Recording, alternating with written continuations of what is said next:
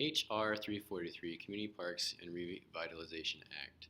So this bill was introduced by Albio Sires, and the purpose of this bill was to permit the Secretary of Housing and Urban Development to institute a program empowering communities to gain access to resources to help improve health, development of the economy, and resolve conservation issues. So this bill is a very large and encompassing bill. As you can see, $730 billion were contributed to the economy by parks and recreational facilities. Also within this bill, there are certain aspects that focus on maintaining and building programs to help veterans as well receive sources and resources that they need to reintegrate into the community. Cyrus has said that he has always been a strong supporter of creating livable communities, and public parks and recreational facilities help do that. And that was said in his press release for this bill, which you can see by clicking on the link here. That brings you to the press release.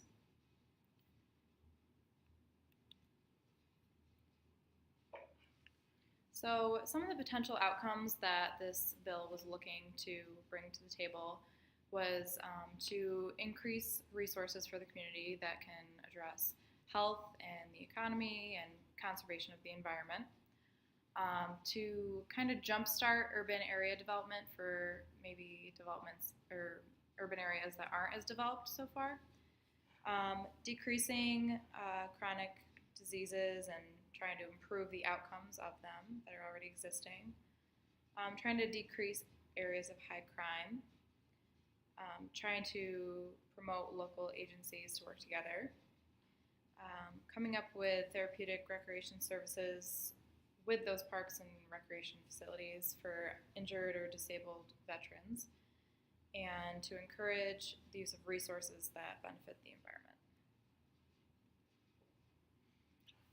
So what does H.R. 343 do for individuals, and who would it benefit? So number one, at-risk youth in urban communities. That's a large population, especially in heavily dense areas of population. So by improving parks and recreational opportunities, we can provide at-risk youth opportunities to participate in occupationally engaging activities. Number two, the obese population. So having access to parks and recreational facilities allows the opportunity for physical and social engagement, leading to an overall healthier lifestyle. Number three, the United States Department of Veterans Affairs, as we touched on this a little bit before, providing programs for veterans and their families and to benefit physical, mental, and social health as they transition to civilian living. And then for the unemployed population, by enacting a bill similar to this as law, it would create numerous amounts of jobs and economical growth in areas. Relating to occupations, in the OTPF third edition, we as occupational therapists want to treat populations as well as the individual. So this bill, certain aims within it, hope to help populations to provide a more occupationally engaging lifestyle. So from an occupational therapy point of view, we picked out of this bill that the most important areas for occupational therapy would be the importance of increasing opportunities and therapeutic recreation services for veterans, which we talked about previously. And then another section we picked out was the importance of increasing accessibility to recreational services for those with chronic diseases. And we decided that these are the most important relating to this bill because these are common populations that we will be treating as occupational therapists in the future, and we would like to see that they have access to parks and recreational services that will benefit multiple areas of their health.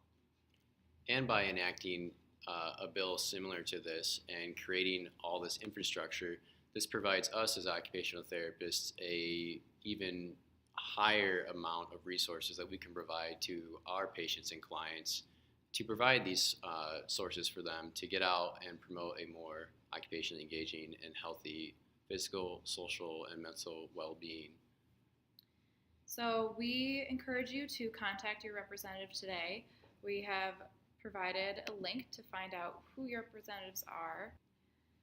So you can search by your zip code and by your state, and that will give you an idea of who to contact to try to talk about why you think this bill is important and why you think that they should move forward with it. And here are references.